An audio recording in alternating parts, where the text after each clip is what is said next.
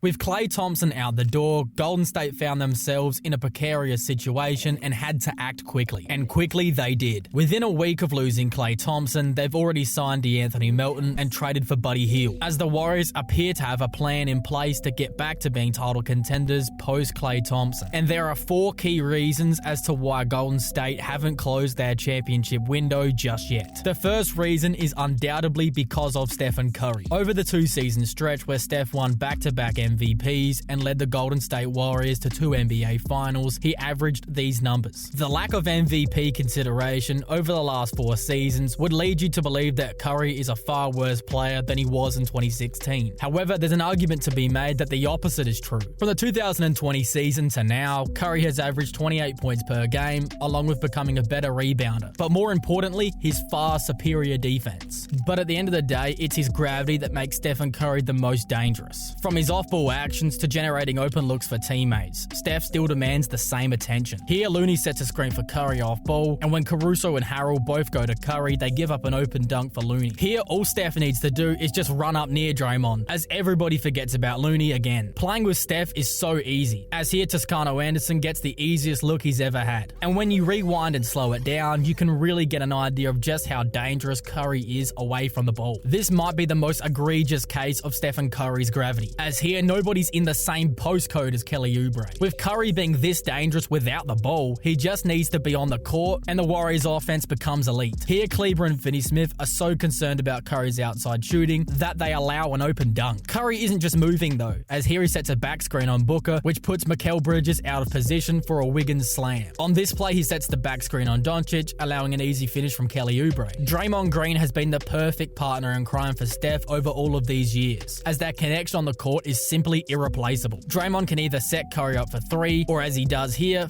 fake the handoff and get some of his own. And these are not one-off plays, as here Draymond gets right to the cup after faking a handoff. To play alongside Steph and Curry, the Warriors just need role players that can make open shots and play solid defense. And if they can do that, Golden State will always be somewhat competitive. The second reason how Golden State have extended their championship window is because of the new additions. Even though the Warriors were not able to bring back Klay Thompson and failed to acquire Paul George, they still have made some key moves. First, signing the former starting shooting guard on the 76ers, De'Anthony Melton. Melton wasn't able to see much time on the court last season, dealing with injuries. But if we look back at his 2023 season, he was crucial to the Sixers' success, shooting 39% from 3 while playing hard defense, picking up 1.6 steals per game also. De'Anthony Melton is an effective point of attack defender and will cash in on open looks. Here with Atlanta out in transition, he doesn't give up on the play, coming up with the block on Murray. Melton can shoot off the catch. In transition, and off the dribble.